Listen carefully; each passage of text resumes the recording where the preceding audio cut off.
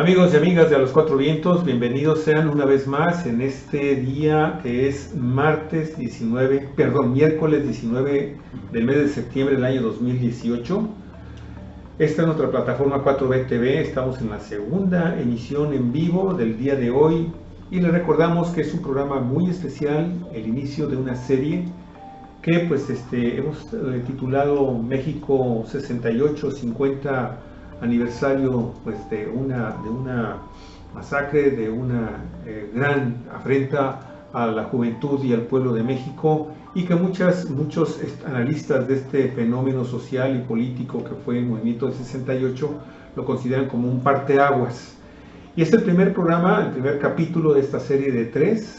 Hoy es el primero, mañana y el viernes también estaremos en diferentes horarios, amigos y amigas, así que no se lo pierda, es una colección de veras importantísima. Y bueno, nuestros participantes en esta primera charla van a estar también en las dos siguientes: el ingeniero en comunicaciones electrónicas Rafael Armando González Miranda, egresado de la Escuela Superior de Ingeniería Mecánica y Eléctrica del Instituto Politécnico Nacional, participante activo del movimiento estudiantil de 1968, por lo que fue uno de los damnificados de esta masacre del 2 de octubre y toda la represión que se dio a lo largo de estos meses que convulsionaron a nuestro país. Pero también está con nosotros Manuel Guillén, un amigo, un colaborador de los más antiguos de Cuatro Vientos, historiador, egresado de la Facultad de Humanidades y Ciencias Sociales de la Universidad Autónoma de Baja California, Campus Tijuana, y pues también un apasionado historiador de este tipo de fenómenos sociales.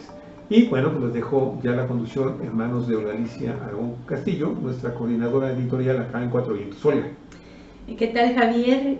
Manuel Guillén y don Rafael González, muchísimas gracias por estar aquí con nosotros en Cuatro Vientos, pero sobre todo por haber tenido esta iniciativa, Manuel, Rafael, de conmemorar este movimiento histórico de enorme envergadura que tiene una trascendencia política, social, que no queda solamente como una cicatriz abierta, como se ha hablado, sino como un legado de lucha de los jóvenes mexicanos, de los universitarios, que salieron a las calles con banderas de democracia, buscando un pliego petitorio en aquel momento aparentemente elemental, pero que pegó de lleno en el rostro autoritario, antidemocrático y despótico del régimen político mexicano, y que provocó, ante el talante represivo de Díaz Ordaz y de su secretario de Gobernación, Luis Echeverría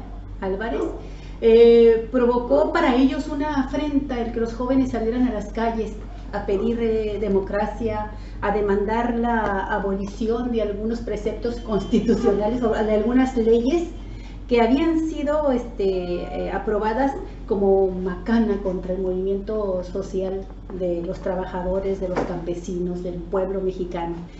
Y hoy, ¿verdad?, 50 años después, estamos recordando estos hechos ya no solo con el sentimiento de dolor, coraje, sino con la mirada muy abierta hacia el horizonte, buscando las enseñanzas que nos ha dejado esta lucha de los jóvenes, este sacrificio de los jóvenes, estos mártires de Tlatelolco, y qué repercusiones tienen hoy en día.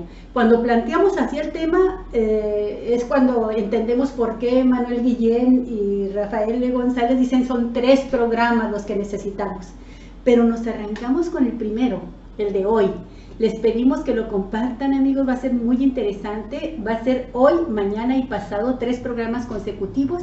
Y el día de hoy, como todo empieza por el inicio y tenemos aquí una mancuerna perfecta, un historiador extraordinario como lo es Manuel Guillén y un testimonio directo y vivo que le tocó participar en esas extraordinarias y grandes movilizaciones que buscaban la transformación de México, al ingeniero Rafael Armando González de Miranda. Así es que tenemos una conjugación perfecta de testimonios de viva voz y la mirada del historiador.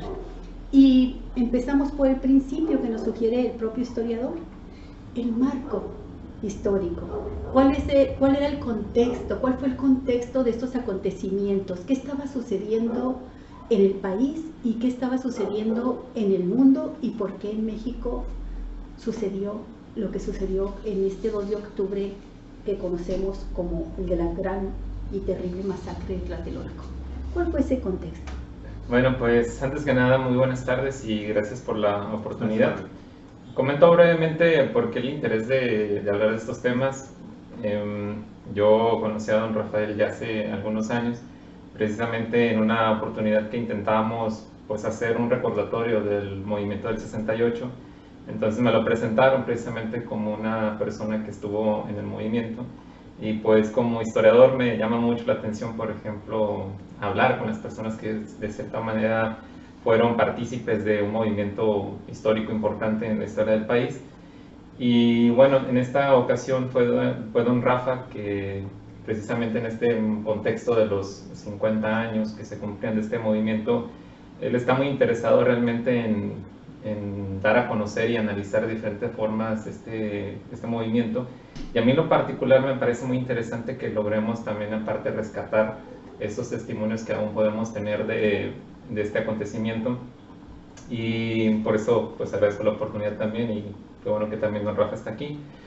Y bueno, el movimiento estudiantil del 68 pues yo creo que lo tenemos que contextualizar precisamente en un marco internacional, podemos empezar por ahí.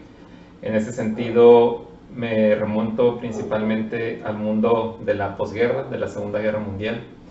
Después de la Segunda Guerra Mundial se da una reconfiguración a nivel internacional bastante importante que marcó prácticamente la segunda mitad del siglo XX.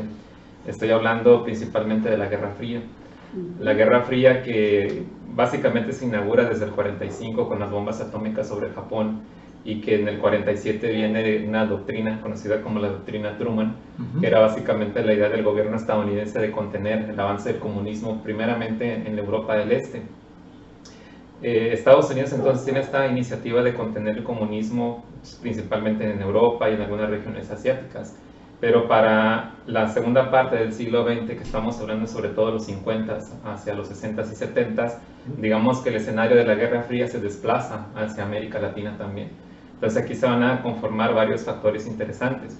Por un lado, por ejemplo, tenemos este desarrollo de la Guerra Fría y, por ejemplo, en los 50 el triunfo de la Revolución Cubana. Ese va a ser un icono bastante interesante en América Latina porque a raíz de eso los Estados Unidos van a tomar ciertas medidas para contener este tipo de movilizaciones sociales de tendencia socialista que se estaban generando en el continente latinoamericano. De ahí viene, por ejemplo, la idea de apoyar a los países latinoamericanos en infraestructura, porque veían como un campo fértil el atraso económico, la marginación social, un campo fértil para el brote de ideas revolucionarias. Y como ya no querían tener una nueva revolución triunfante como fue la cubana, y la cubana influyó en la aparición de diferentes movimientos guerrilleros en América Latina, por ejemplo, en el caso de los montoneros también en Sudamérica, los tupamaros, y en México pues también va a haber algunas guerrillas de tipo urbana y de tipo rural que también son paralelas al movimiento del 68, van a converger en algunos puntos. Y este recrudecimiento de la Guerra Fría en América Latina va a impactar también en el sentido de la represión. Por un lado, el gobierno estadounidense va a empezar a apoyar a los gobiernos latinoamericanos para que estos sean una especie de contención de los brotes al interior de cada uno de los países. En ese contexto, por ejemplo, Gustavo Díaz Ordaz va a tener una presión también internacional proveniente del gobierno estadounidense para evitar este tipo de movilizaciones sociales, ya fueran campesinas, obreras, en este caso estudiantiles, ¿no? Ese sería uno de los factores a tomar en cuenta de manera internacional. También hay que tomar en cuenta otros acontecimientos que son básicamente de fines de los 50, 60 y 70 que tienen que ver con las movilizaciones de jóvenes a nivel internacional. Entre ellos, por ejemplo, de los dos íconos importantes del 68 también, el Mayo francés, la Primavera de Praga, por ejemplo, también, dos íconos a nivel internacional. Y eso lo podemos vincular también con el movimiento pacifista de los hippies incluso, en la década de los 60, en el marco de la guerra de Vietnam. Entonces son varios factores que le sumamos, por ejemplo, también una renovación cultural, un cambio generacional también, donde en general los diferentes jóvenes a nivel internacional están también en contra de un autoritarismo gubernamental, contra estas imposiciones bélicas que significaba, por ejemplo, la guerra de Vietnam y la Guerra Fría, ¿no? Que polarizaba básicamente a la sociedad en el mundo. Entonces quiero comentar hasta este momento estos dos escenarios que van a ser factores que convergen en México para ejercer también cierta presión durante el régimen de Díaz Ordaz. No olvidemos también, por ejemplo, que se había depuesto al gobierno guatemalteco de Arbenz en la década de los 50, y bueno, está ese escenario. Y por otro lado, el escenario nacional, que lo podemos heredar incluso desde la Revolución Mexicana, una parte de la revolución ya institucionalizada desde la fundación del Partido Nacional Revolucionario en la década de los 20 y sus cambios que se dieron en el 38, en la década de los 40, es un gobierno que se ha venido institucionalizando y que para los 60 básicamente parece haber agotado estas líneas de transformaciones institucionalizadas, y la forma que tuvieron de resolver, entre comillas, estos problemas sociales, pues fue a través de la represión. La del 68 y algunas anteriores, como habían sido las movilizaciones de los médicos, de los ferrocarrileros también, y algunas otras que se habían dado de manera estatal en algunas universidades también, en el caso de Michoacán, Guerrero, Puebla. Entonces es el contexto también nacional, ¿no? Una forma autoritaria de resolver los problemas que se presentaban en nuestro país. Que curiosamente, muchas de estas generaciones de jóvenes, pues eran de esas primeras generaciones que había de cierta manera generado la Revolución Mexicana, ¿no? Ya con una infraestructura establecida, con incluso ciertas cuestiones sociales, por ejemplo, institutos ya establecidos como el IMSS, el ISSSTE, las universidades públicas con un estatus de autonomía también que se empezaron a dar en la década de los 20. Todo eso se va a poner también en entredicho para este momento del 68.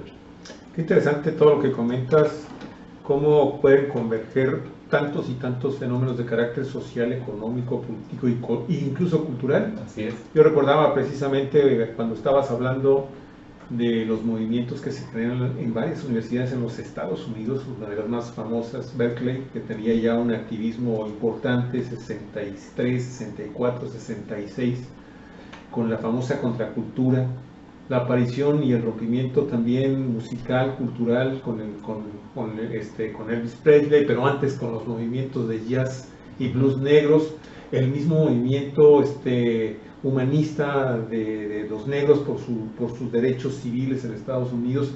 Eso jugó un papel importantísimo, con una revolución cubana también triunfante, ¿sí? Con una crisis terrible con el tema de los famosas ojivas nucleares en el traspatio de Estados Unidos con Cuba. Y yo estaba recordando que hace poco todavía, porque se trajo ahora en el proceso electoral que acabamos de vivir aquí en México en los meses de abril, mayo, junio, cómo de nueva cuenta surgió y como una propuesta para tener una relación con los Estados Unidos, prácticamente la renovación del famoso Pacto para el Progreso, la Alianza para el Progreso, por parte de uno de los candidatos, Andrés Manuel López Obrador, así más o menos lo planteaba, ¿sí? Y que en aquel momento, como bien tú lo comentas, como esa Alianza para el Progreso que no se terminó de implementar, ¿sí? Ya con apoyos específicos, pero como también, y eso porque pues, asesinaron a John F. Kennedy, ¿no? Que conjuntamente con Adolfo López Mateos estaban impulsando esta idea en 1961, 1962, para contener el avance de los comunistas hacia nuestro país, por ejemplo, y más contra todo el resto de Latinoamérica. Y cómo finalmente todo esto en una sociedad tan autoritaria, pero también en una sociedad que económicamente en México no le iba tan mal a la inmensa mayoría de los mexicanos, ¿sí? O sea, si comparamos con lo que tenemos ahora, por ejemplo, de niveles de marginación y pobreza, pues estamos en aquella época con ese milagro mexicano, producto de una economía mixta de la que hoy los gobiernos neoliberales totalmente reniegan.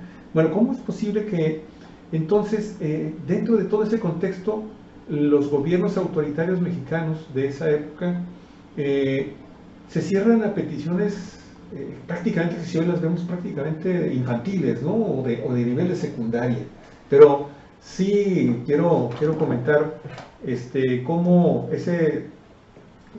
si tú ves, si ese tratado, si alianza para el progreso hubiera dado frutos, si hubiera realmente aplicado esos, pues quedan 10.000 millones de dólares en aquella época, era un dineral.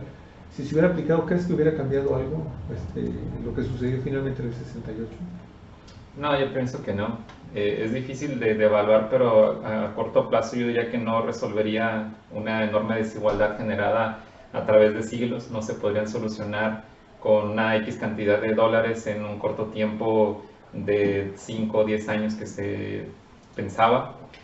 Y es interesante también esto que comentas porque es cierto que había cierta estabilidad económica, no había grandes sobresaltos precisamente en el periodo del Milagro Mexicano, cuyos objetivos básicamente eran establecer un equilibrio en la economía, no inflaciones, no desequilibrios. Crecimientos del 5 y 5.5 del Producto Interno Bruto anuales. Así es, y también hay que recordar, por ejemplo, que es un momento donde se está industrializando el país también. Entonces, una forma de proteger también a las industrias nacionales por parte del gobierno mexicano. Entonces, hay un equilibrio más o menos establecido entre la inversión pública y la iniciativa privada. Entonces, esto genera también cierta estabilidad de la economía. Pero si estos logros que se habían dado de la Revolución Mexicana, sobre todo en la década de los 30, 40, con esta idea de beneficios sociales que había generado la Revolución, ya habían tenido ciertos éxitos para los 60, pero venía la otra parte, un régimen político desprendido de un movimiento revolucionario del 10 al 20, ya para la década de los 60 está demandando ciertas aperturas políticas, y eso es lo que no está dispuesto a ceder el gobierno mexicano, porque de cierta manera representaría un cuestionamiento al mismo proceso revolucionario del cual se desprendieron estos gobiernos. Si uno analiza, por ejemplo, los discursos utilizados por los gobiernos mexicanos todavía en los 60s y 70s, es un lenguaje de la Revolución Mexicana. O sea, se sienten emanados de la Revolución Mexicana, y aceptar que es necesario una renovación y apertura política es básicamente cuestionar los mismos logros revolucionarios. Entonces también es un parte los discursos. Pero también un factor que influye es que para la década de los 50 principalmente vienen los procesos también de descolonización o de movimientos de independencia en países africanos y países asiáticos, por ejemplo, que es una repercusión directa de la debilidad en la que quedaron las potencias europeas después de la Segunda Guerra Mundial.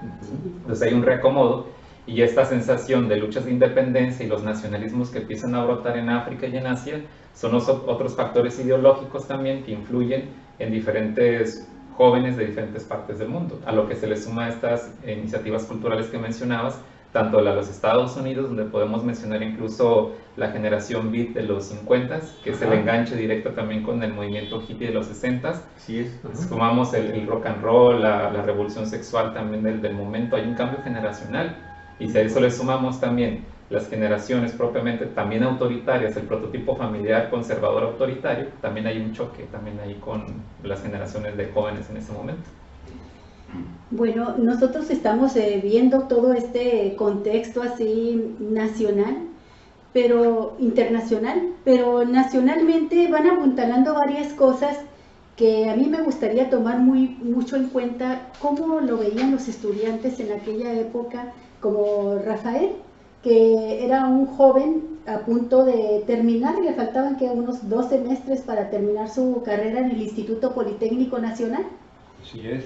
Y usted estaba estudiando, es de la generación 65, 69, así es que le tocó de lleno este movimiento estudiantil. Pero además me gustaría mucho, Rafael, que nos explicara algo que nos ha llegado como la versión oficial hasta nuestros días, de cómo se detona este movimiento, y se habló, la prensa de la época hablaba de un pleito, ¿verdad?, entre estudiantes, y que este pleito entre estudiantes había provocado la intervención de la policía, que llegó a poner orden, ¿verdad?, pero que el pleito estudiantil siguió escalando, y además había conflictos entre rencillas históricas entre los estudiantes del Politécnico y de la UNAM, y los medios en aquel tiempo querían hacerles creer a la gente en aquella época que ese era el detonante del movimiento. ¿Usted cómo lo veía y cómo lo ve ahora? ¿Qué fue lo que sucedió realmente ese 68 en México? Oye, muy buenas tardes, les agradezco, ¿no?, la oportunidad que me dan de venir a estar con ustedes y expresar mi opinión y si acaso dar mi testimonio.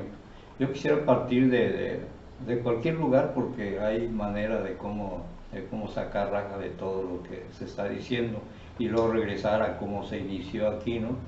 Ahorita que estaba yo escuchando a Javier y a Manuel, me remití mentalmente, les confieso eso, me remití a una de las asambleas del Consejo Nacional de Huelga, más o menos de esto se hablaba, sí, o sea, gente de intelectual, por ejemplo Perelló, por ejemplo, digo de los que oía el mismo Pablo Gómez, y había otras personas más o menos de nuestro nivel, de mi escuela, del Politécnico, estaba Fernández Gamundi, Félix Fernández Gamundi, que es con el que me fui yo al movimiento, no era el jefe de grupo de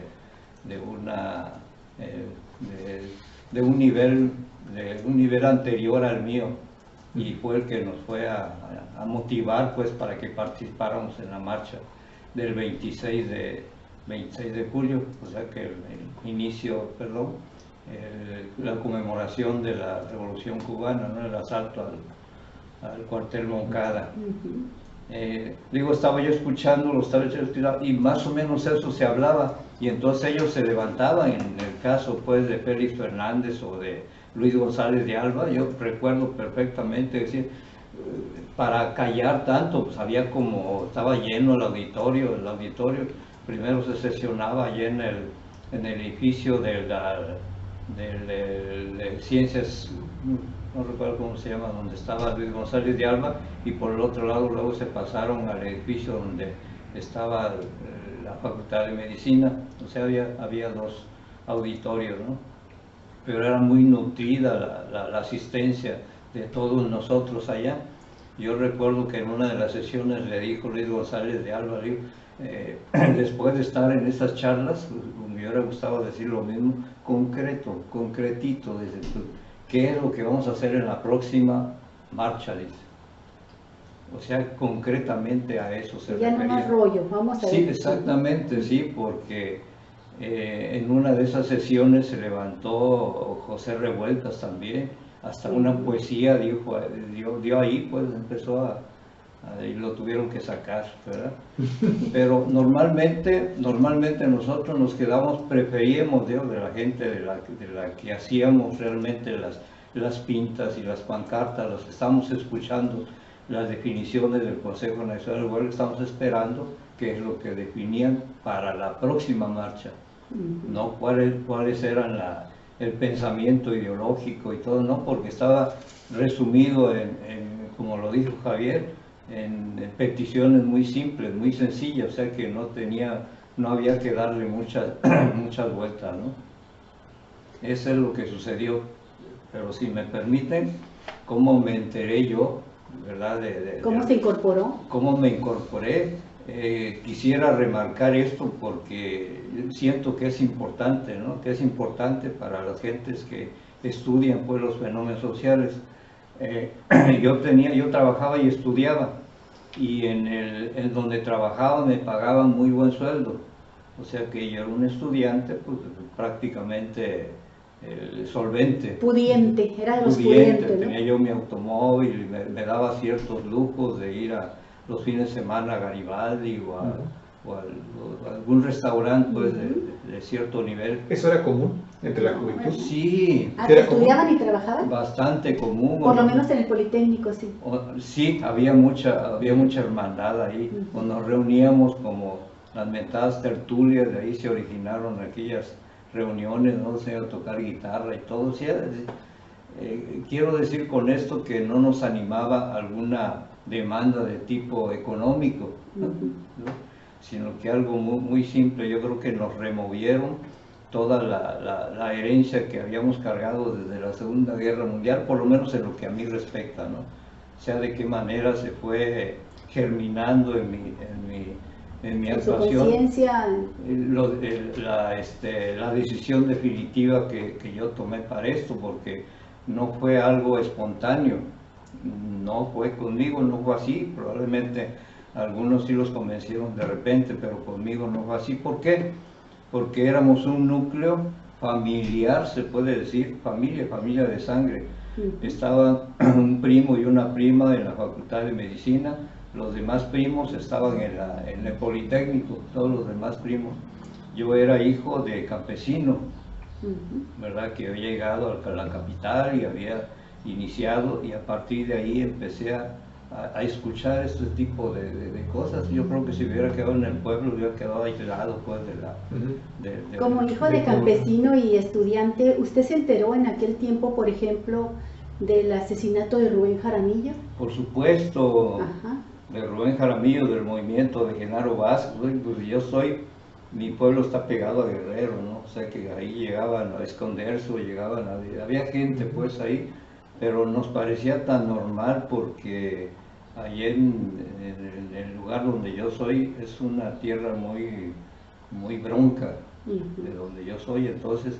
¿De qué parte es, Rafael? De la Mixteca, de la Mixteca, colindando a Guerrero. Mi pueblo colinda con Guerrero, toda la influencia que tenemos es guerrerense sobre todo, ¿no? No es por el lado de la planicie allá en para la zona de Costa Chica. No, más bien la Costa Chica, el rumbo a la costa, ¿no?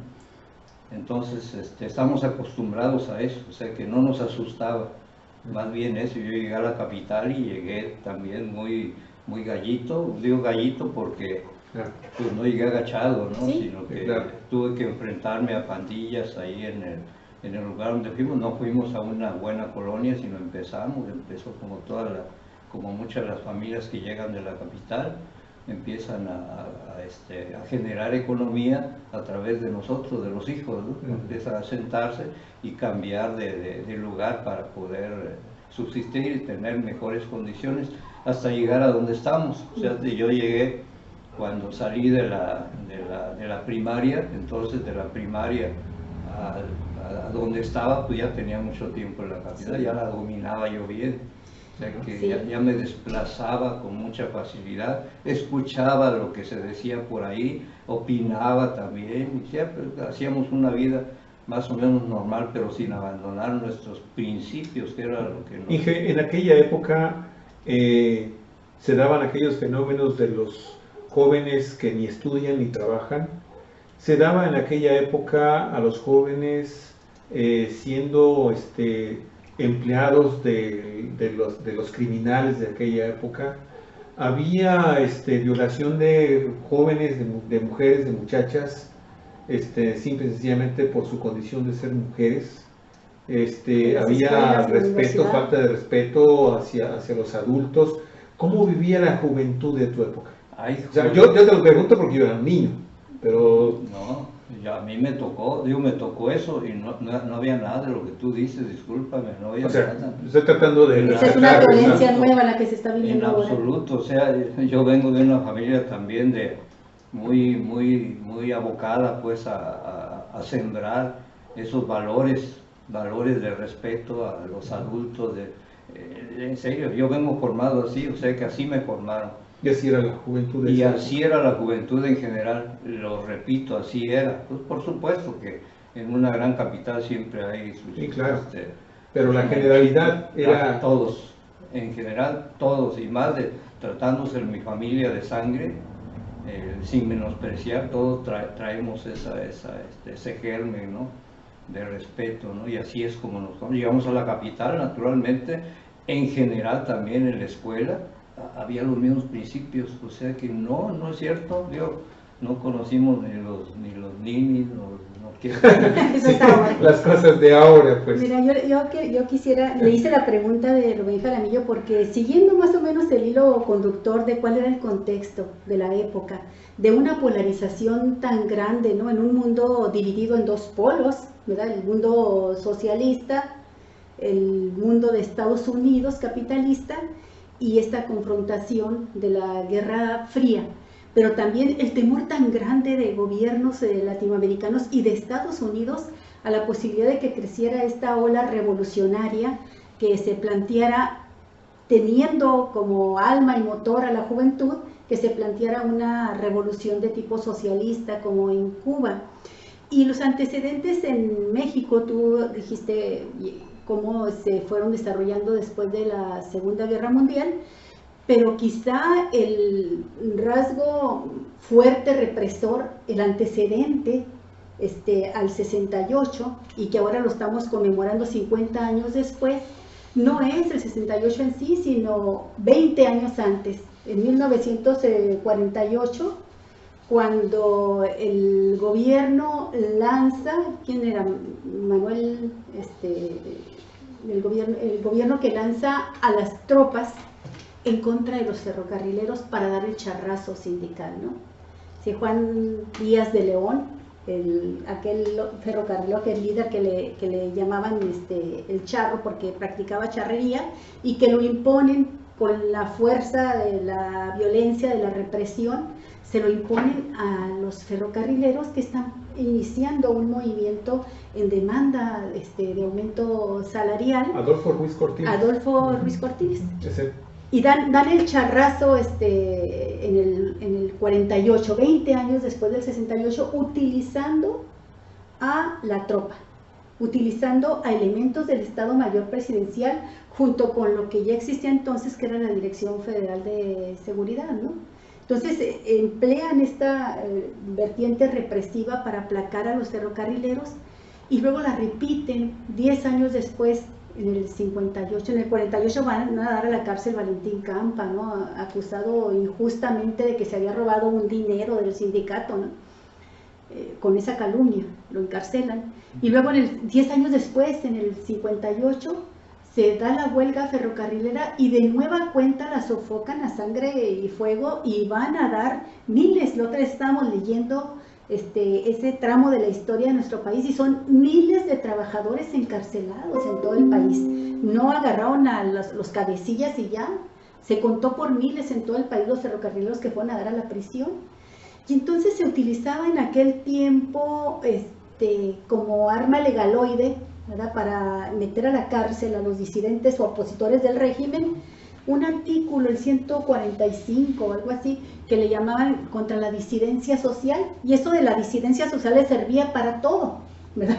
Lo utilizaban para todo, y fue una de las demandas del movimiento estudiantil. Del 48 al 68, 20 años después, ahora son, bueno, por intermedio, está 1962, el asesinato de Rubén Jaramillo, que era la lucha contra otra violencia terrible en el país, que era el caciquismo, ¿verdad? Y entonces, por un lado, los trabajadores con sus demandas laborales, por otra parte, los campesinos, con un general zapatista, que había sido Rubén Jaramillo, que era un liderazgo tremendo el que tenía en esta región brava, ¿verdad?, de Morelos, de Guerrero, de Oaxaca. Morelense se constituye en un riesgo para el régimen priista, ¿verdad? Y este régimen lo mata, y lo mata utilizando otra vez al ejército. Hay un corrido que dice que iban muy bien disfrazados los asesinos, que iban disfrazados de campesinos, y eran soldados de Lidia vestidos de campesinos. Parece que no fue tanto así, que también utilizaron tropa para reprimir al movimiento, pero esos son como dos antecedentes. Por eso le preguntaba a Rafael si los estudiantes tenían presente, los estudiantes del 68, el asesinato de Rubén Jaramillo, la huelga de los ferrocarrileros, cómo lo vivían ellos, porque formó parte. A mí me llama muchísimo la atención que dentro del pliego petitorio de los estudiantes, uno de sus demandas, uno de sus puntos, haya sido la abolición del artículo 145. Eso así como que se sale por completo, ¿no?, sí, de lo que eran las demandas universitarias, y engarza a los universitarios a la tradición de la lucha del pueblo mexicano por la democracia, y a quitarle de las manos un instrumento legaloide al gobierno para seguir golpeando a los críticos del gobierno, como todavía le tocó en el 68 que los utilizaran ese artículo para lanzarlo contra los líderes del propio movimiento de 1968, ¿no? Entonces, eso me llama la atención, Rafael, Manuel, ¿Qué sucedió en la conciencia de estos estudiantes que los hace, quizá si me equivoco díganme, pero creo que son los primeros, las primeras generaciones estudiantiles que en México participan así masivamente en un movimiento en el que enarbolan sus demandas propias como estudiantes, pero también se vinculan a la lucha por las libertades políticas y sociales del pueblo mexicano, condensado en esa demanda de derogar ese artículo represivo? A mí me parece interesante, por ejemplo, si don Rafa nos pudiera contar precisamente cómo era que estaban expuestos a estas detenciones, como mencionas, legaloides a través de este artículo, que efectivamente era pues, prácticamente el delito de disolución social. Se estableció en la década de los 40, precisamente en el contexto de la Segunda Guerra Mundial, cuando México hace esta declaración formal a las potencias del eje contra Alemania, Japón e Italia. Supuestamente se pide la unidad nacional. O sea, estamos en guerra, aquí tiene que haber unidad nacional completa. No se va a tolerar disidencias, cualquier alborotador detenido y encarcelado. Antipatriota, creo. Surgió en el contexto de la Segunda Guerra Mundial, pero eso no se quitó, se quedó para los 50s y 60s y se convirtió en esta arma precisamente de controlar a los disidentes políticos. Como si fuera traición a la patria, ¿no? Sí, a mí me gustaría, no sé si don Rafa nos pudiera comentar un poco sobre eso. ¿Cómo? Sí, es muy fácil, Manuel. Principalmente porque voy a referir nada más, pues naturalmente antes de esto, en la temporada del tiempo, ¿no?, que lo está mencionando. Nosotros vivíamos en una colonia, una de las colonias también más rígidas que había en la capital, ¿no?, que era Azcapotzalco. Yo vivía en la colonia Tlatilco, a un lado de las vías del tren. No había luz, por supuesto. Nosotros teníamos que esperar, los familiares y los amigos, más que nada los amigos de la edad, ¿no? Teníamos que esperar a que bajara el sol, a que estuviera oscuro, para poder juntarnos en la esquina a platicar. O sea, creo que eso retrata lo que estaba sucediendo ahí. ¿Por qué? Porque si lo hacíamos durante la tarde, inmediatamente, por donde, quién sabe dónde, llegaba un agente de la Dirección Federal de Seguridad a preguntar qué es lo que estamos haciendo, dispérsense. O sea, que esa es la manera en cómo se trataba la reunión, las reuniones de grupos. No hablábamos de política. Se violaba el derecho constitucional a la libre asociación y a la libre reunión. A lo mejor el convivio, ¿no? tomando en base pues aquel artículo, ¿no?, de disolución social, que había que apartar a las gentes para que no. Y cállate, si estábamos en una reunión y se oía el mencionar el nombre de algún funcionario, por dónde salía no lo sé, pero llegaba inmediatamente alguien a consultarte o esperar que salieras a ver cuál era la razón, tu ideología. Había como estaban como ciscados, ¿no?, esperando ver que no brotara nada, o sea, que todos estuvieran en su lugarcito, ¿no? O sea, esa es la razón por la que se fue. Y naturalmente la escuela pues, era algo diferente, ¿no? Entrando a la escuela pues ya había más manera de hacer aquellos ateneos, aquellas juntas, reuniones y todo entre los mismos estudiantes, organizaciones, pues fines para discutir algún libro de aquella época y todo. Había cierta libertad dentro de las escuelas, pero saliendo de las escuelas pues había ese temor pues, para no enfrentarse con estas gentes que exclusivamente su trabajo era reprimir, ¿no? Ese era el trabajo. Oye, ingeniero, entonces quiero comprender que durante el movimiento estas situaciones fueron frecuentes y le estaban pasando a todos los muchachos. Quizás habría que tratar de buscar un poquito los años o los meses previos, si los jóvenes vivían, porque lo que tú estás en este momento mencionando, se me figura mucho a la famosa criminalización que tenemos en este momento de los muchachos, que no pueden estar, muchos de ellos en las esquinas, simple y sencillamente por su forma de vestir o de sus características físicas, porque bueno, aquí en Ensenada los hemos visto que de repente pues ya los están levantando, ¿no?, a varios de ellos, pero no sé si eso sucedía antes del movimiento. O sea, podemos entender que una vez que estalla el movimiento, bueno, pues sí, el poder tremendo del Estado tenía que ejercerse a través de este tipo de espionajes, este tipo de seguimientos sobre quienes podían ser peligrosos para, ya en ese momento cualquier estudiante pues, era peligroso para el sistema, pero antes así era. Sí, por supuesto. También había esa Por criminalización. desde que recuerdo, pues estaba yo en vocacional, son 2 años de vocacional, los 2 años de vocacional y los 4 restantes, así era, o sea, antes del 68. ¿Por qué? Porque, pero no lo sé. ¿A qué le tenían miedo? ¿Por qué lo hacían?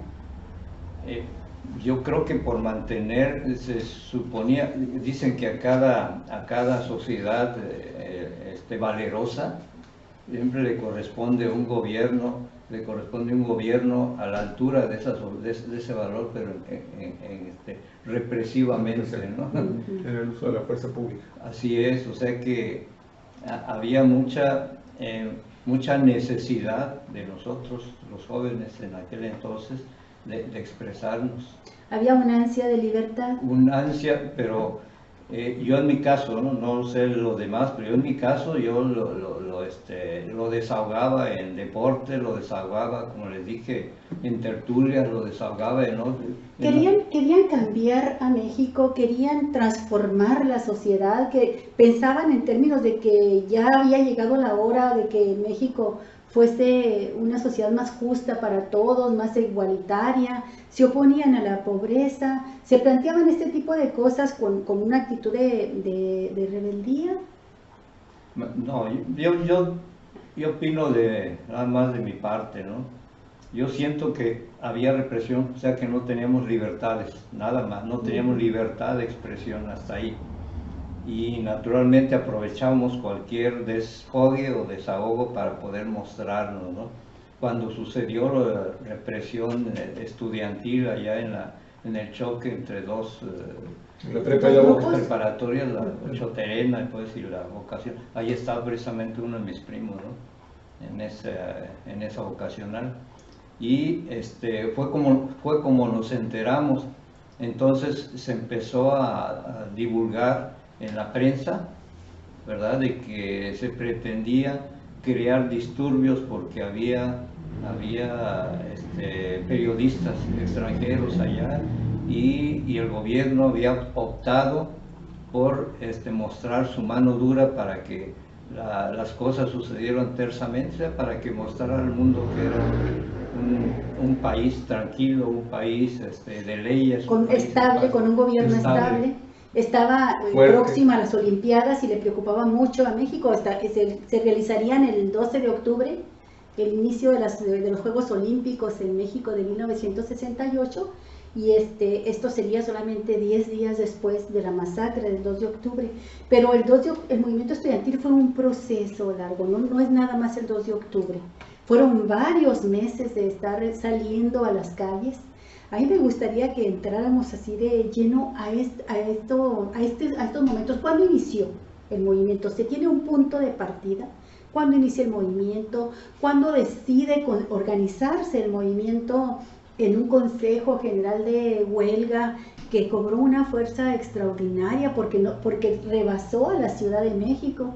Fueron varias universidades, más allá de la Ciudad de México, las que se agrupan en este consejo, aunque la huelga está ya en la UNAM y Politécnico, pero hasta la Iberoamericana tuvo su participación entonces, ¿no? Entonces, ¿cuáles fueron en ese momento el arranque, el detonante? ¿Cuál fue el detonante que dio origen al movimiento estudiantil como lo conocemos hasta nuestros días?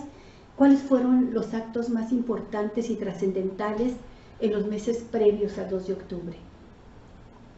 Bueno, podemos estar mencionando ya los enfrentamientos estos callejeros que se daban a mediados de julio, por allá del 22 de julio, las conmemoraciones de la Revolución Cubana del 26 de julio. 26 de julio. Es que, bueno, retomando un poco esto que se está planteando, ¿no? Este ambiente que nos describe don Rafa de el no poder estar tranquilamente en la calle con los amigos por ser sospechosos de querer desestabilizar un régimen. Lo vinculo a esto que mencionaba hace rato yo, de que es un gobierno autoritario que a toda costa quiere aparentar una estabilidad política, una estabilidad económica, y que no está dispuesto a generar una transición a través de diálogos y transformaciones políticas. Y como se mencionaba, tener en puerta también un evento de la magnitud de las Olimpiadas, pues pone al país en el contexto internacional, y la prensa internacional también en Sí, tiene la mirada del mundo sobre México en ese momento, ¿no? Y empiezan a caer poco a poco estas sospechas también sobre los movimientos estudiantiles de estar siendo también manipulados por gobiernos extranjeros, específicamente la Unión Soviética, en este marco de la Guerra Fría. Entonces, esta violencia con la cual normalmente se solucionaba un enfrentamiento o una manifestación, yo lo veo como una manera, como un tipo de bola de nieve que se va haciendo cada vez más grande, porque una de las formas que tenían los estudiantes de responder precisamente a las represiones, pues era normalmente a través de manifestaciones o con nuevas protestas, y cada vez iban reprimiéndose más. Y yo pienso que uno de los puntos, digamos que neurales ya en la conformación ya más organizada de los movimientos, son a fines de julio, precisamente cuando se da el famoso bazucazo en San Ildefonso, y cómo el ejército empieza ya poco a poco a hostigar las instalaciones de las prepas y de las universidades. Entonces ya violentar este tipo de autonomías educativas en México ya empieza también a poner en seriedad a los estudiantes también en tomar medidas ya más organizadas. Porque de acuerdo a lo que yo me acuerdo de que he platicado con don Rafa, es que esto también ya se convertía en cada manifestación, cada marcha que se hacía, es que muy probablemente iba a terminar en violencia con los cuerpos de granaderos, con los policías. Incluso hasta don Rafa me llegó a comentar de que utilizaban las estrategias también del fútbol americano, ¿no? También para reprimir a los manifestantes. En el caso de los estudiantes, para defenderse de los granaderos. Sí. Entonces fue una línea de que se fue dando cada vez más, pero yo consideraría también cuando los estudiantes ya empiezan a tomar las prepas de la UNAM a fines de julio, y la respuesta también del ejército de destruir esta entrada en San Ildefonso, ¿no? Y la reacción que va a tener, por ejemplo, el rector de la UNAM de izar la bandera media asta ya para fines de ese mes, y ya después la conformación del Consejo Nacional de Huelga. Manuel, una cosa que yo quiero preguntarte en este inicio que estás manejando el arranque del movimiento con fechas tan exactas, ¿no? ¿Se puede también de alguna forma calificar o identificar una fecha concreta en la que el movimiento estudiantil deja de comenzar de serlo así en una esencia pura para comenzar a incorporar a representantes de otros sectores que también estaban efervescentes en esa época, los maestros, los ferrocarrileros, en fin? Pero también si existe una constancia oficial, o al menos los investigadores han llegado a tener realmente plenamente identificado si el Partido Comunista Mexicano intervino directamente en la búsqueda de la dirección del movimiento, y si no algunos de los puntos que se incluyeron en el pliego petitorio, y esto aquí lo comento porque nos están diciendo que no coinciden con lo que pensábamos de la simplicidad del pliego petitorio, que obviamente para su época eran demandas sumamente trascendentes y relacionadas con la necesidad de libertades, ¿no? Y de enfrentar situaciones de autoritarismo. Y este famoso artículo de la sedición, que parece ser que en el pliego petitorio fue incorporado, fue incorporada la petición de la derogación de este artículo por el Partido Comunista Mexicano. ¿Está esta historia aclarada, profundizada, o es otro de los mitos del movimiento del 68?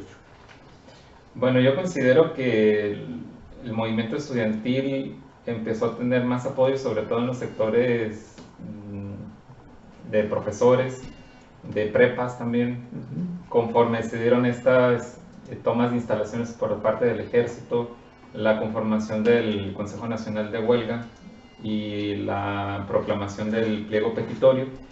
Ya para entre el 1 de agosto y el 4 de agosto yo considero que son los puntos más importantes en las movilizaciones. Pero a mí sí me gustaría escuchar a don Rafa, sobre todo en esta pregunta que tú hacías sobre qué participación tenía también el Partido Comunista, porque hay que recordar también que en ciertas décadas estaba prohibido, estaba en la semiclandestinidad también, y pues prácticamente todo lo que sonara comunista era también sospechoso de pero además desestabilizar. eran universitarios, ¿no? Eran estudiantes y eran maestros, y algunos eran militantes del Partido Comunista, pero algunos, no todos. Ahorita mencionó usted a Pablo Gómez, por ejemplo, que debe haber sido muy joven en aquel tiempo también y un líder estudiantil. Pero ya era comunista. Era militante del Partido Comunista, y mencionó usted al escritor José Revueltas. José Revueltas, pues en aquellos años había formado parte y dirigido la coalición de maestros y el comité de intelectuales y de artistas, escritores y artistas, y él era pues un militante comunista, ¿no? Pero Oye, Eberto Castillo era comunista, pero no sé si era militante del Partido Comunista, pero él se definía como marxista, socialista. O sea, sí había muchos líderes de inclinación socialista y comunista, pero eso era el motivo para que se hablara de una intervención. En todo caso, yo plantearía la pregunta de otro modo, o sea, se demostró una intervención de la Unión Soviética, porque Díaz Ordaz justificó la represión diciendo que había salvado a México, ¿verdad?, del comunismo y del intervencionismo de los rusos, de los soviéticos. Y todavía después de su informe presidencial donde se hace responsable, su discurso donde se hace responsable de los acontecimientos, él dice que salvó a México del comunismo. ¿Estaban los comunistas manipulando a los estudiantes, Rafael?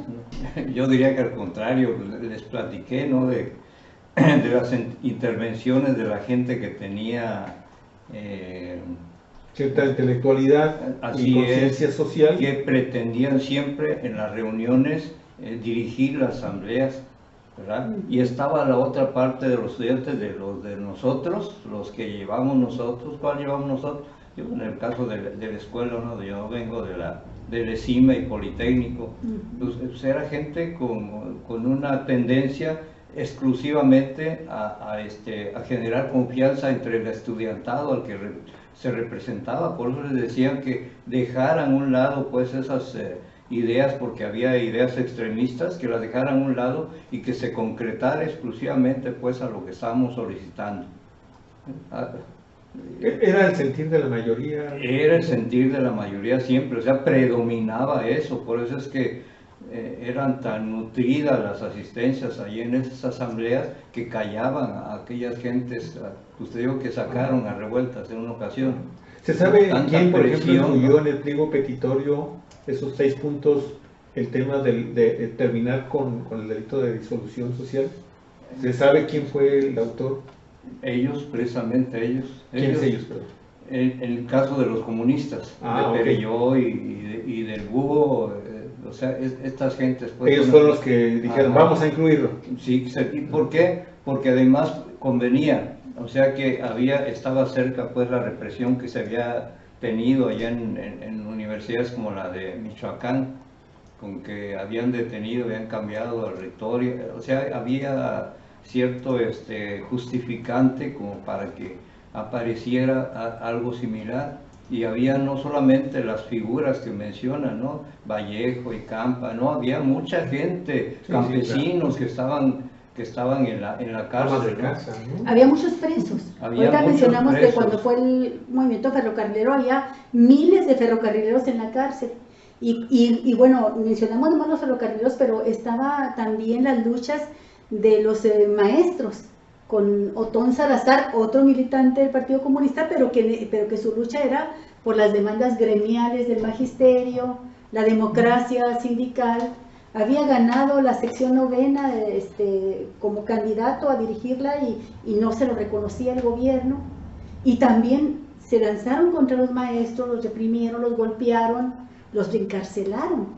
Entonces estaban encarcelando a muchos líderes sociales, sindicales, políticos, con ese artículo 145. Médicos también. Los médicos también salieron a las calles con demandas netamente gremiales, ¿Por qué no nos platican un poco de o un mucho, como quieran, del pliego petitorio para poder darnos una idea? Y bueno, a la luz de hoy podemos juzgar que podían ser demandas muy sencillas, pero ¿qué significaban en ese momento? ¿Cuál era el pliego petitorio del Consejo Nacional de Huelga? ¿Y cómo es que se constituye el Consejo Nacional de Huelga? Y yo quisiera agregar a esto, también plantearlo también de esta forma, porque en realidad el pliego que hoy conocemos todos en nuestro país, o una inmensa mayoría de los mexicanos que han estudiado, que han leído en estos últimos días en que se ha hablado mucho en los medios de comunicación de este momento contemporáneos, se ha hablado mucho del movimiento del 68, pero yo lo estoy recordando porque, bueno, yo también en aquella época tenía hermanos en edad que estaban participando también en el movimiento, y yo recuerdo haber visto cuando menos, antes de que se formara el Consejo General de Huelga, que mis hermanos comenzaban a participar también en algunas marchas al inicio, pues como 3 o 4 pliegos petitorios previos, en donde no existían estas otras demandas que después, no sé si fue durante ya la consolidación en agosto, en los primeros días de agosto del Consejo, cuando ya se integra este pliego petitorio que viene siendo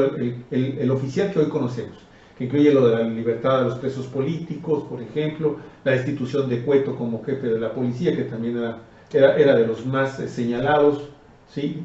que eran cosas que se tenían que cumplir para poder terminar con el movimiento. Pero, ¿cuántos pliegos petitorios hubo antes? ¿Y cómo surge finalmente este último pliego, que es el que ya tenemos memoria oficial, el que se registra oficialmente? Pues precisamente en una de esas asambleas salió, o sea que con la comisión, sí, no hubo dos, a lo mejor en las propuestas ha de haber habido varias, ¿no? Pero en sí la conclusión fue esta, y fue inmediatamente los primeros días de agosto, es decir, fue el 2-3, después de la marcha que hizo Javier Barros Sierra, el rector de la universidad. O sea que inmediatamente hubo un acuerdo. Por eso es que eran tan tediosas las sesiones, porque había injerencia de algún intelectual, vamos a llamarle así, intelectual, y supuestamente de un partido conocido y que ya tenía experiencia en esto, de pretender meter alguna ideología, algún pensamiento, pero esto sí sí convenía a los intereses, porque había muchos presos en las cárceles que generó el mismo movimiento, más aparte los que estaban de las otras represiones, de los otros movimientos, de los trabajadores. De los trabajadores. Eso era el punto número 1 del pliego petitorio, ¿no? La libertad de los presos políticos. Así es. ¿Sí? Así es. ¿Cuáles eran los otros puntos? Pero me gustaría que también Rafa comentara cómo se elegía a los representantes de las facultades o las escuelas, que después eran, por ejemplo, representantes del Consejo Nacional, porque probablemente lo que comenta Javier es de que pues al inicio alguna escuela o facultad a manera de iniciativa tenía ciertas propuestas, y la idea del Consejo pues era como estandarizar precisamente una serie de demandas y que no hubiera pues diferentes rutas de negociación. Como ahora que en este movimiento estudiantil del presente, del hoy, ya ves qué discusiones tan grandes se dieron, asambleas de 14 horas, porque una parte de los estudiantes estaban pidiendo la destitución del actual rector en estas movilizaciones que se han realizado en estos días contra los porros en la universidad, y otra parte de los estudiantes decían, no podemos pedir la destitución del rector porque no es esa la demanda es fuera los porros, y este rector tiene que respondernos a esa demanda. Bueno, me imagino que así como esas asambleas de hoy de 14 horas o no sé cuántas, debieron haber sido las de 1968. Eran muchísimos delegados. Leí que llegaron a tener 275 delegados en el Consejo Nacional de Huelga. No debía haber sido nada fácil llegar a acuerdos ahí. Sí, se había quedado porque pues cada escuela tenía un representante, cada facultad y cada escuela, ¿no? Cada preparatoria, o sea, en este caso las vocacionales y las prevocacionales, todos están metidos ahí. Había 3 representantes por escuela, eso es lo que se pedía. Al inicio podían ir los que quieran, pero después lo tuvieron que hacer resumir en tres. Y en una de esas reuniones que le digo que tenía yo con familiares, me dijo uno de los primos, dice, que no apareciera yo, que no apareciera nada más, que no apareciera tú, ven aquí acompañarnos, pero no aparezcas tú en esas listas, en esas relaciones, y allí sí estaban los dirigentes, ¿no? Los presidentes de grupo o los representantes, pero eran 3 por cada escuela, pues imagínate cuántas escuelas tiene el Politécnico, ¿no? Entonces cuántas las facultades de economía y de todas las demás, ¿no? O sea que llenaban los auditorios, se llenaban. ¿Se sabe cuántas escuelas estaban en paro? ¿Cuántas escuelas estuvieron integrando el consejo? Sí, claro, o sea que es bien público. Estaba la SAL, ahorita lo dijiste, la UNAM, Politécnico, Chapingo, o sea, había un montón, Escuela Nacional pero de no Maestros. hay un número. 75 escuelas 75, y universidades. sí, 75 por 3. No, pues eran misas de negros. Y eran mínimo Qué bárbaro. 225 No, delegados cállate. en este Consejo Nacional de Huelga, ¿no? Había 75, no sé si este es el dato Instituciones correcto, Manuel, representadas. pero se habla de 75 escuelas y universidades representadas en el Consejo Nacional de Huelga. Imagínense nada más las opiniones, ¿no? O sea, las opiniones. Sí, maratónicas las sesiones. Ajá. Ujú. Y además integrada únicamente por las escuelas que estaban participando en el movimiento. O estaban en huelga. ¿Cuántas semanas o días duró la huelga en sí? La huelga pues se va a plantear desde el 1 de agosto y hasta después del 2 de octubre, básicamente después de la represión.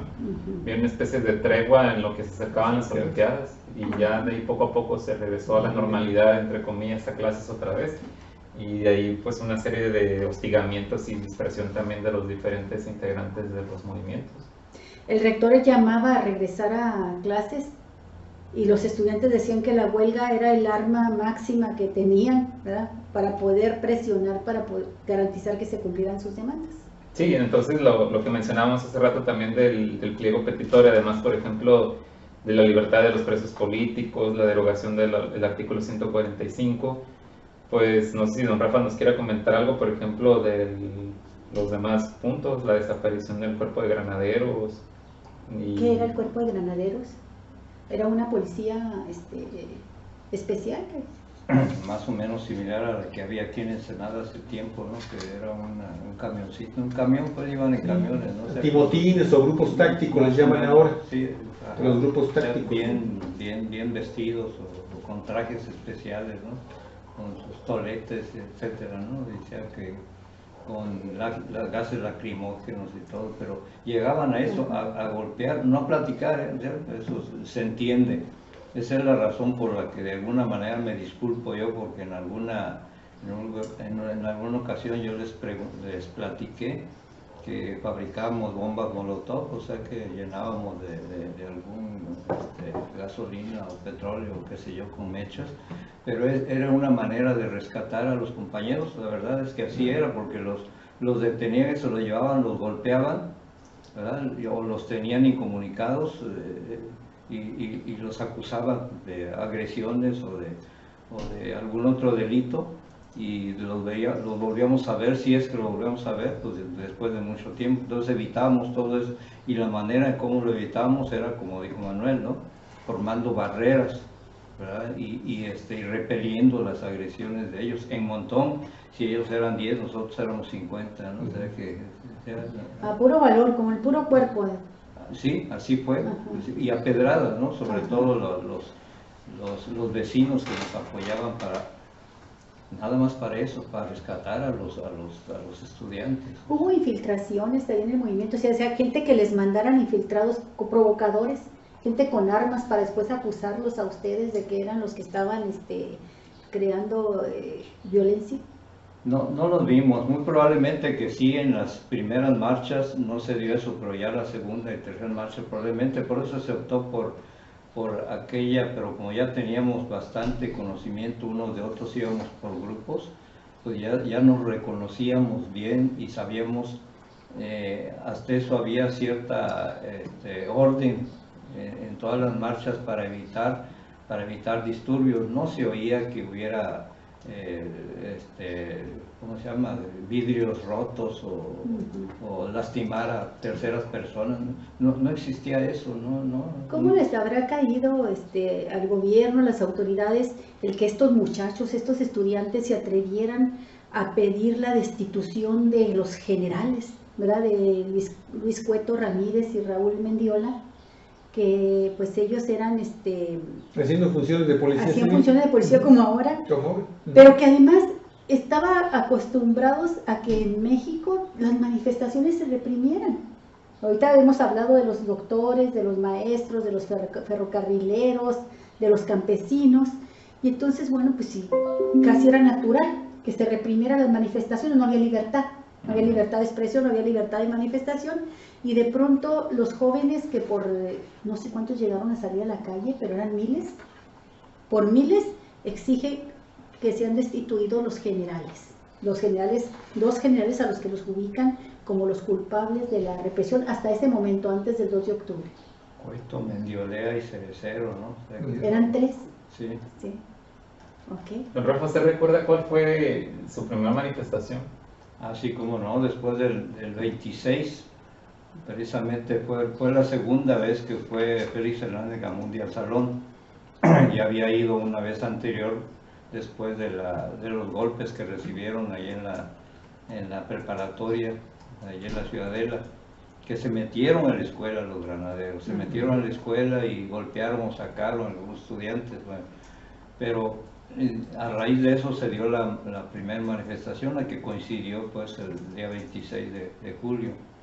Y ahí fue la represión mayor, porque ellos se decidió ir ahí al Zócalo y no los dejaban ir, y se entabló una serie de golpes, o ¿cómo se llama?, de enfrentamientos pues con la policía, y hubo muchos golpeados, pero los más peligrosamente, ¿no? Y entonces fue cuando ya fue de nuevo Félix Hernández para decir quién estaba dispuesto pues a participar en la marcha, en la primera marcha. ¿Quién era Félix Hernández?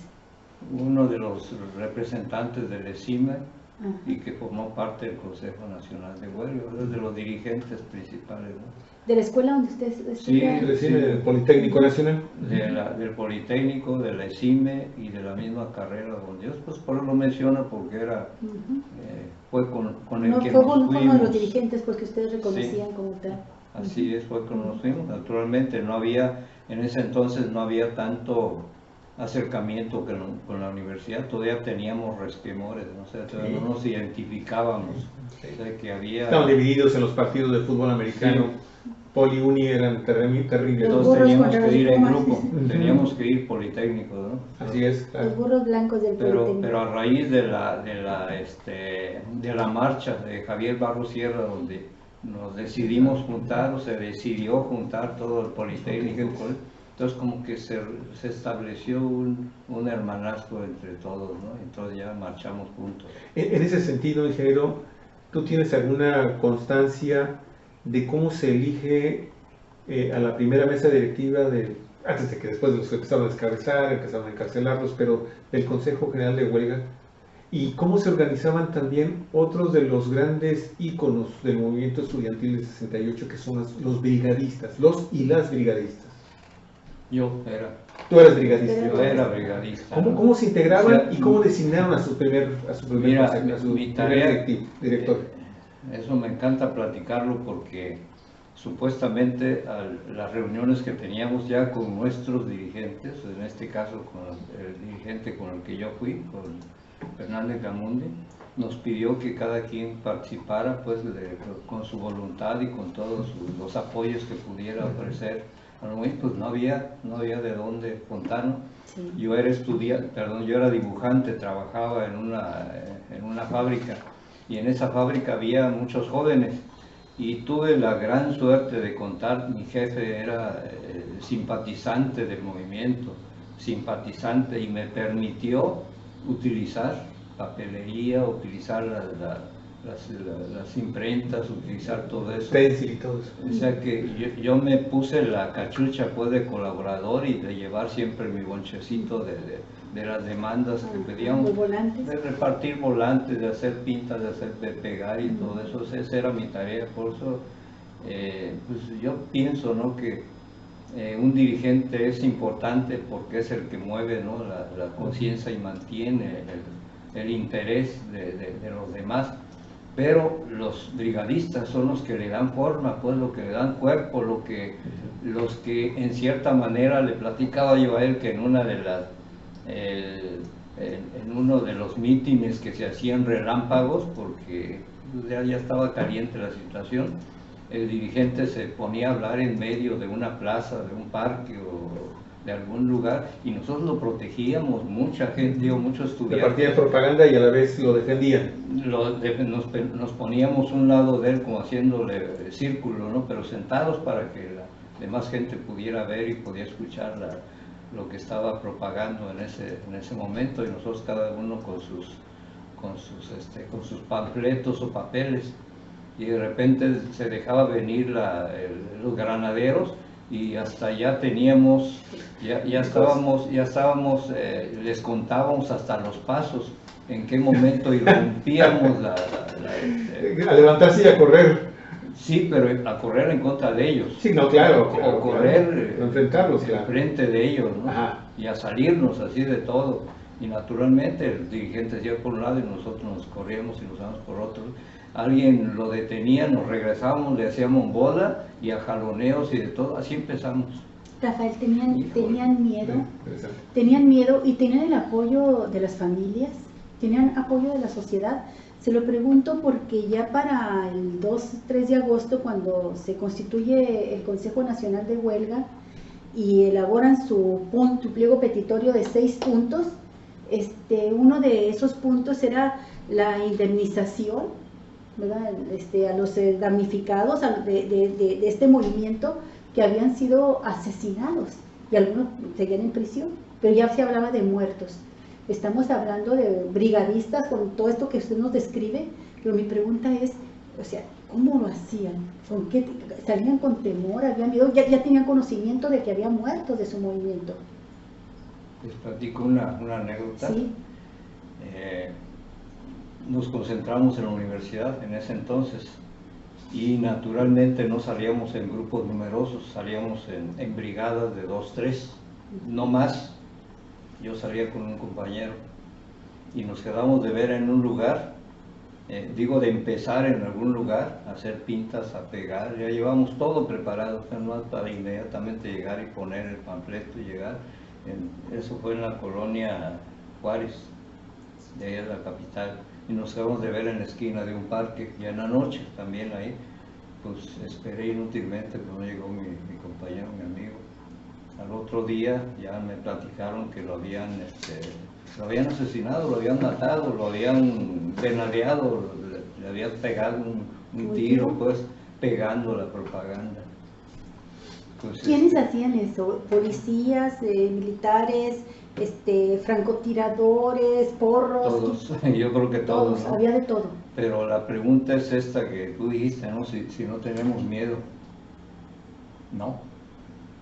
Fíjate que no. Estaban nerviosos, eso sí, con mucho nervio, pues, como cuando se inicia una tarea importante, ¿verdad?, que dependía de nuestra habilidad y nuestra... Claro, ya estábamos fogueados en los enfrentamientos, pues, con los granaderos, ya más o menos ya los que permanecíamos con vida todavía teníamos esos arreos para poder hacernos de fortalezas sin vanagloriarme, porque no sé qué pretendía ya después de 50 años, ¿no? Hay que decir lo que se hacía y en honor a aquellos que perdieron la vida, nada más, o sea, en aras de una tarea. Un reconocimiento histórico. Nada más, pero no sentía miedo. Claro. Y cállate, no sentía miedo porque le comenté a él más adelante, ojalá tenga la fuerza para relatarles lo que sucedió el 2 de octubre. Sí.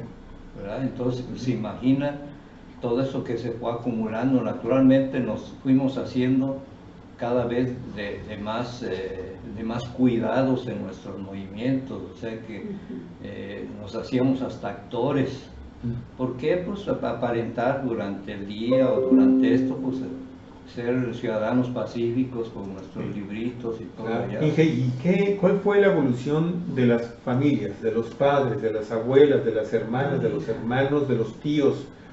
Yo recuerdo, en el caso particular, mi padre y mi madre originalmente contuvieron a mis dos hermanos mayores, que ya estaban participando, uno en la prepa 5 y otro estaba en la secundaria, fíjate, en la 74, allá en la calzada de Tlalpan, rumbo por la colonia que le llaman El Reloj, en aquella época, pero ya estaba en tercero y ya tenía conciencia y ya estaba participando. Él a sus, que habrán sido 14, 15 años, ya había, tú lo sabes, había muchos adolescentes participando también, ¿sí? Desde el movimiento. Pero al inicio del movimiento, mi padre y mi madre estrictamente prohibían a mis dos hermanos, a Jesús y Alfonso, que participaran en los movimientos, precisamente por la ferocidad con la que estaban siendo reprimidos. Pero ya después, conforme se fueron dando los acontecimientos, y después de la marcha del rector, y después de la marcha silenciosa, mi madre y mi padre decidieron darle todo el apoyo a mis hermanos y estuvieron incluso ayudando a la creación de estas cosas que se tenían que hacer de propaganda para pegar, y estuvieron alentándolos. ¿Sucedió lo mismo en tu familia? ¿Y cuál era el papel de las familias de tus amigos y de tus amigas de esa época? Pues fíjate que le voy a pedir si me dicen en qué canal allá, porque la familia que tengo está en la Ciudad de México. Les voy a decir que vean a lo mejor el siguiente programa, que ellos opinen. Pero lo que yo tuve que hacer es salirme de la casa. Salirme de la casa porque entre los que estábamos participando ahí decidimos, pues, porque había constancia de que iban a visitar a los familiares que teníamos, ¿no? Que tenía cada quien, y los amedrentaban, o sea, y se metían, o sea, sin lo que se le llama, sin alguna orden, ¿no? Allanamiento moral. Bueno, yo tuve que salirme de ahí e irme a vivir a una azotea de un edificio, a la azotea donde estaba yo con otro amigo. Solamente de esa manera pude mantener al margen a la familia, pero ojalá mis hermanas, pues son los que yo vivía, ojalá se puedan comunicar para acá y que te digan ellas cómo sufrieron. Después me dijeron cómo sufrieron, mandaban hasta algún amigo para que me rescatara, para que pero no me localizaron, o sea que yo andaba perdido.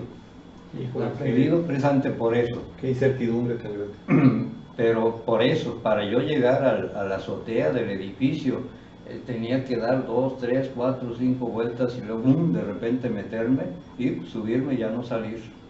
Interesante. Yo quería llegar a este punto también porque parte de las interrogantes que planteaba Javier era de cómo se da la vinculación de un movimiento, por ejemplo, y también es de las grandes dudas académicas también. O sea, ¿qué vinculación hay del movimiento estudiantil con otros sectores de la sociedad?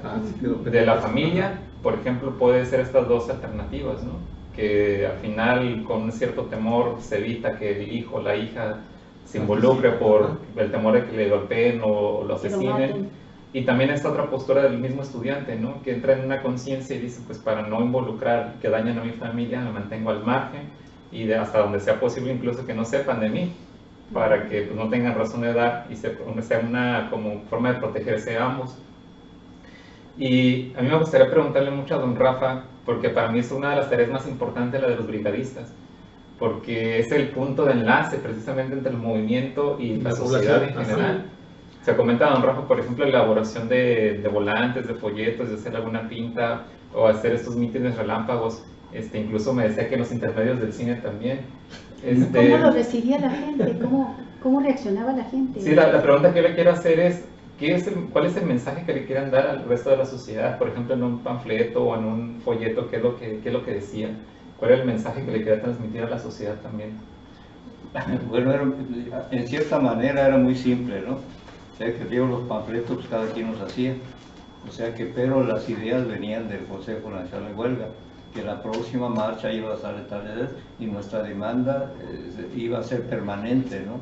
o sea que a libertad, etcétera, etcétera, todo eso. Esa era la información que se tenía, o sea que porque se corrían versiones alrededor para desinformar a la gente en la prensa, se corrían versiones contrarias a lo que estamos haciendo, entonces a nosotros nos urgía y nos importaba mucho que la gente de primera mano estuviera enterada de qué es lo que se estaba decidiendo en el Consejo Nacional de Huelga. Ese era lo primordial, y con mensajes sencillos, ¿verdad? Que cada quien los hacía, o sea, no eran mensajes unos y editar panfletos, no, se ponían de acuerdo en cada quien lo hacía, nada más el contenido que tuviera, y eso es lo que poníamos, ese es lo que llevábamos, y aquel que tuviera facilidad de palabra irrumpía en las salas de cine, ¿verdad? Y a la mitad con todo y película aquí atrás, no decíamos, somos el estudiante. Y para ese entonces ya habíamos logrado pues la simpatía de la gente. ¿Por qué? Pues será por lo arriesgado, será por...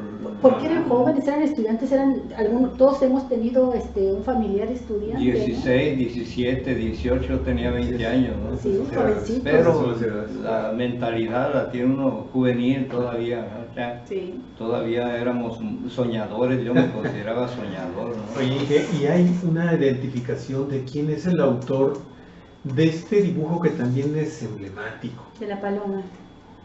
No, a Díaz Ordaz como un orangután, con todo respeto al orangután, porque bueno, la gente siempre ha hecho mucha burla, mucho escarnio de la figura física de Gustavo Díaz Ordaz, pero no sé si exista.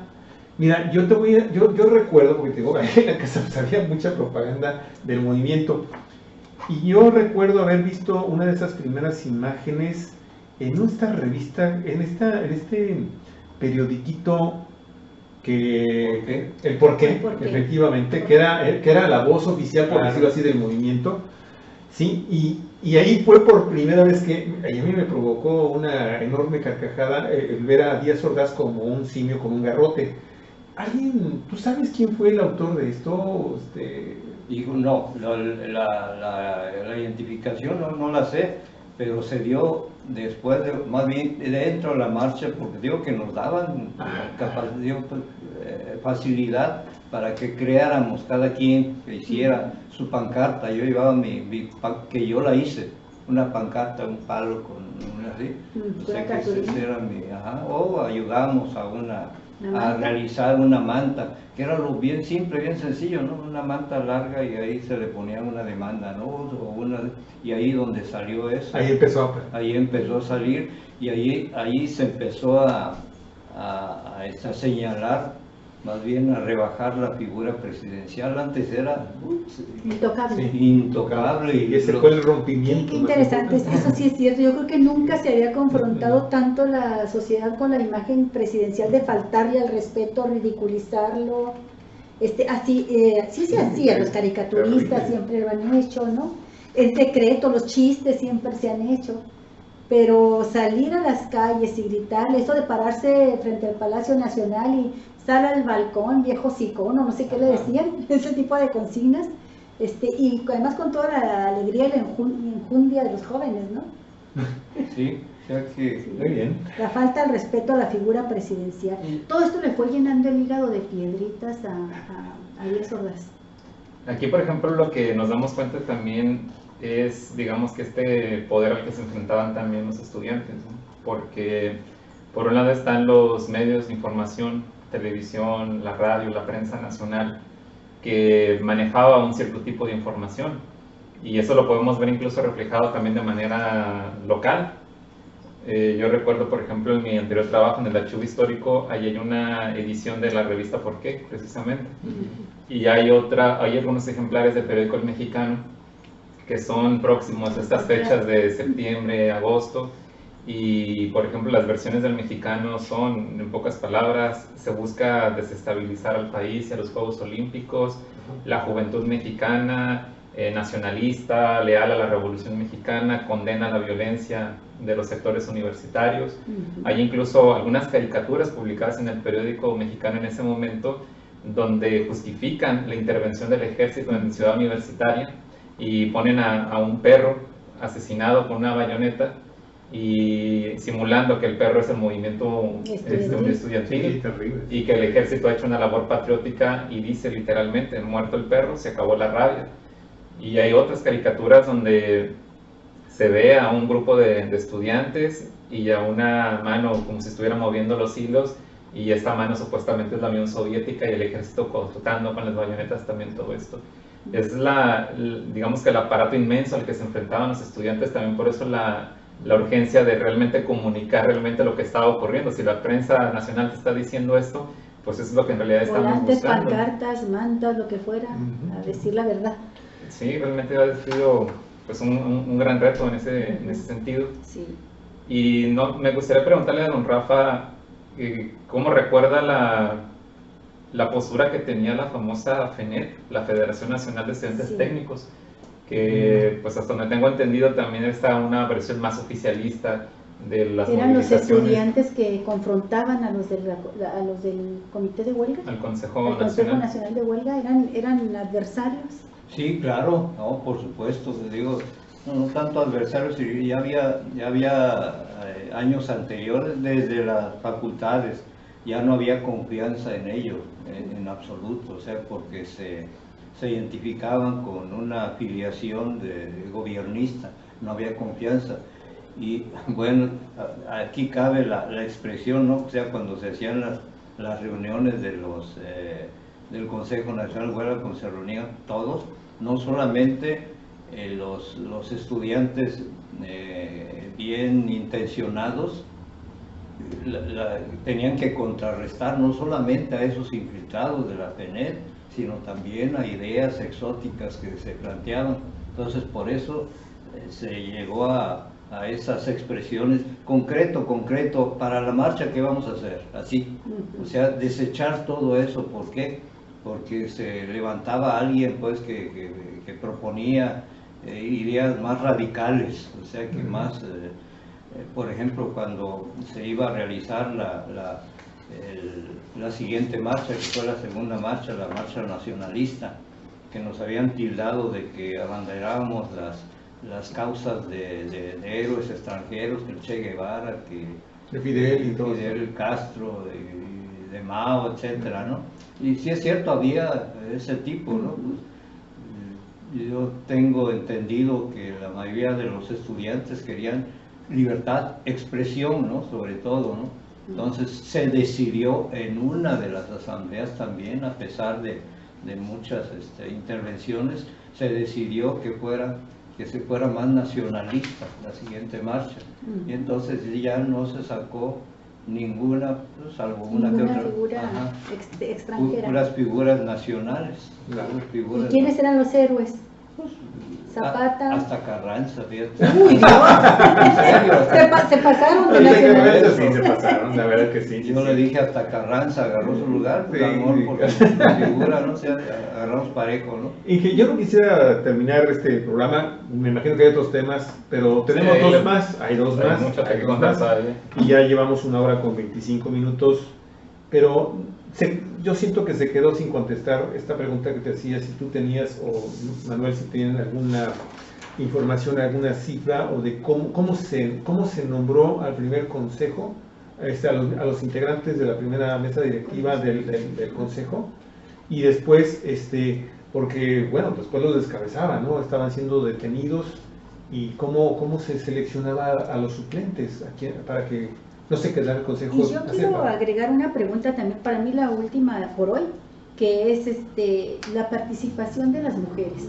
No tenemos aquí a alguien que haya participado, pero me ha tocado estar en otros eventos donde han presentado mujeres que estuvieron también en el 68, y ellas recuerdan su participación en las brigadas, muy activa, ¿verdad? Y también muy valiente. Y ve uno las fotografías y pues sí, es conmovedor ver cómo están participando también muchísimas estudiantes mujeres, ¿no? Pues si me permiten, yo sí conozco una de ellas que es de Ensenada, que trabaja aquí, estuvo en la Escuela Superior de Biología. ¿Quién es? Se llama Olivia Tapia. Olivia Tapia, y ya le había comentado de esto, nada más que no concretamos en la fecha. Pues, a ver si es posible invitarla para el próximo programa, para mañana o el viernes. Ella participó, estuvo allí en la toma del casco de Santo Tomás. Ah, ok. Bueno, Sí, esa batalla también, ¿de cuántos días? fueron varios días. 3, 4 días. Sí. Lo mismo que la prepa de San Ildefonso, ¿no? Que también finalmente tuvieron que, pues cuando interviene por primera vez el ejército y entra con el bazucazo famoso, ¿no? Así es. Entonces, sí, si me permiten, sí Claro, no? por favor. la traigo, cómo no. Bueno, ¿y cómo eligieron, pues, a sus dirigentes en el consejo? ¿Cómo los elegían? Naturalmente, ya te dije que llevábamos 3 por escuela, ¿no? Ajá. Nosotros pretendíamos que estuviera por lo menos uno, y el de ellos quedó Félix Fernández Gamundi, fue el que estuvo ahí, y otros eligían otro, y así los fueron. Pues, ¿cuántos metiendo. dirigentes tenía el consejo? Es que era una organización horizontal, estos representantes de cada escuela eran los que Sí. a voto, con Sí, voto y sin voto embargo, tomaban las decisiones. en las fotografías vemos el auditorio Che Guevara y otros auditores que eran utilizados para la realización de las asambleas, y siempre vemos a una mesa, y ahí en esa mesa vemos a 6 o a 7. Y de hecho, pues acuérdate lo que sucede con el 2 de octubre, ¿no? Hay un grupo que está arriba, y me imagino que había otros representantes de las escuelas, pero que no estaban a ese nivel. ¿Cómo se escogieron a esos 6, 7, 8 que estaban allá arriba?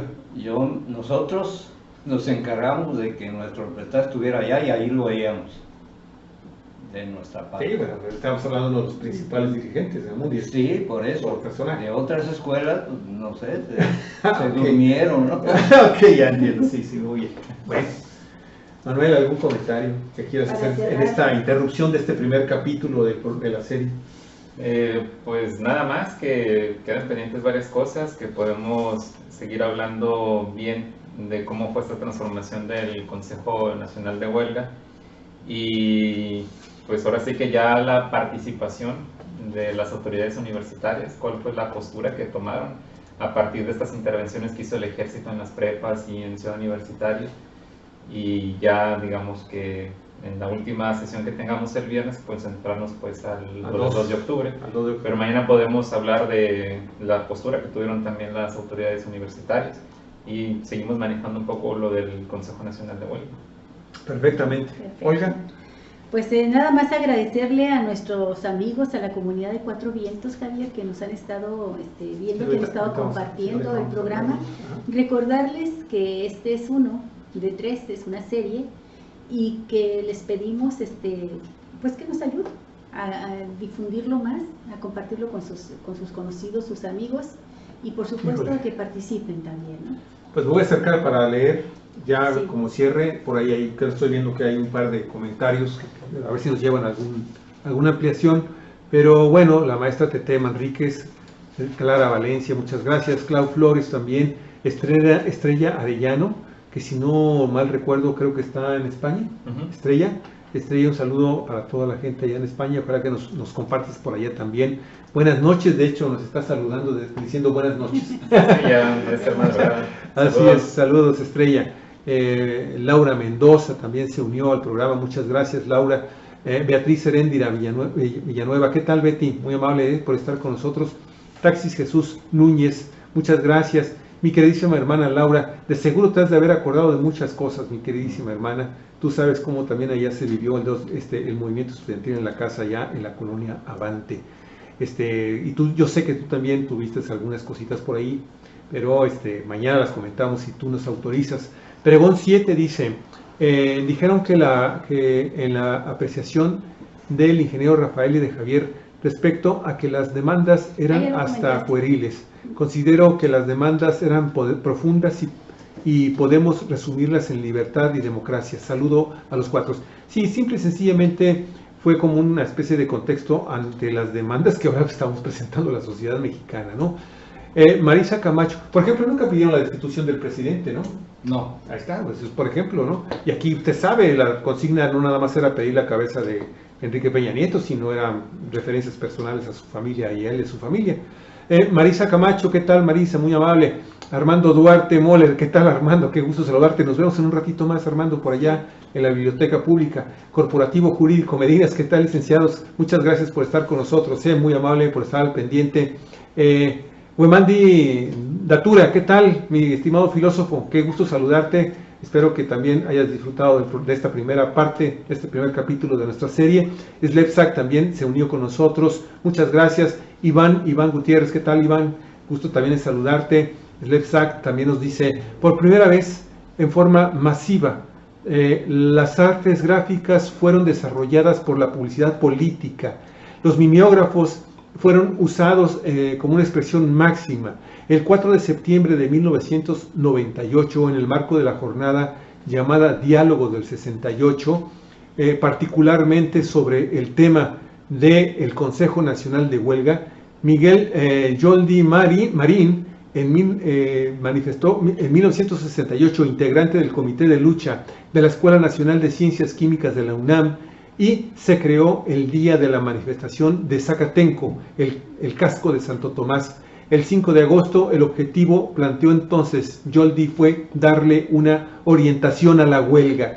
Qué datos también tan interesantes, Svetsak, también muchísimas gracias, que estás aportando también parte de los testimonios de esta historia que nos hermana precisamente en estos años en que estamos celebrando, este año en particular, el 50 aniversario del movimiento estudiantil de 1968. Ok, bueno, entonces, ¿algún comentario sobre lo que aquí se expresó? Pues nada, que pues mucho gusto de que nos estén escuchando y que pues una forma de ampliar la comunicación también y pues intercambio de opiniones. Claro. Sí. No, también yo les agradezco que poco me he dado a la tarea, pues estoy motivado porque se cumplen 50 años pues de qué lucha, y de alguna manera muy importante, en lo particular me hace revivir esos momentos, ¿no? Aunque no son muy gratos, pero satisfactorios en algún sentido. Muy bien. Un enorme legado. Olga. Bueno, pues también aprovecho yo para comentarles a quienes nos están ahorita siguiendo en este programa, que en un ratito más, son las 4 de la tarde, menos 3 minutos, a las 6 de la tarde estaremos Armando Duarte, Javier Cruz y yo, ahí en la Biblioteca Benito Juárez, hablando de este tema y con un enfoque también más en la trascendencia al momento actual que estamos viviendo, el 68, 50 años después, cómo se eslabonan las demandas por la democracia y la libertad en México, y por supuesto, como periodistas que somos, pues el papel de los medios de comunicación en este movimiento. Vamos a estar a las 6 de la tarde en Benito Juárez, Biblioteca Pública. Así es, Olga Alicia. Pues bueno, la trascendencia del movimiento estudiantil de 1968 en el México contemporáneo. Muy amables por estar con nosotros y... Mañana es más temprano la cita, a las 10 de la mañana. ¿Sí nos confirmas, Manuel? Sí, ¿Nos confirmas, Inge? ¿A las 10 entonces? A las 10, sí. Ok, entonces mañana, amigos y amigas, a las 10 de la mañana, parte 2. El segundo capítulo. Que descanse, buen provecho y que pase muy buena tarde, y los esperamos en la tercera transmisión en vivo de nuestra plataforma 4B TV, Periodismo en la Red, amigos y amigas. Nos vamos con esto. Y, a ver, con un poquito de música, y si le subo, muchísimo mejor.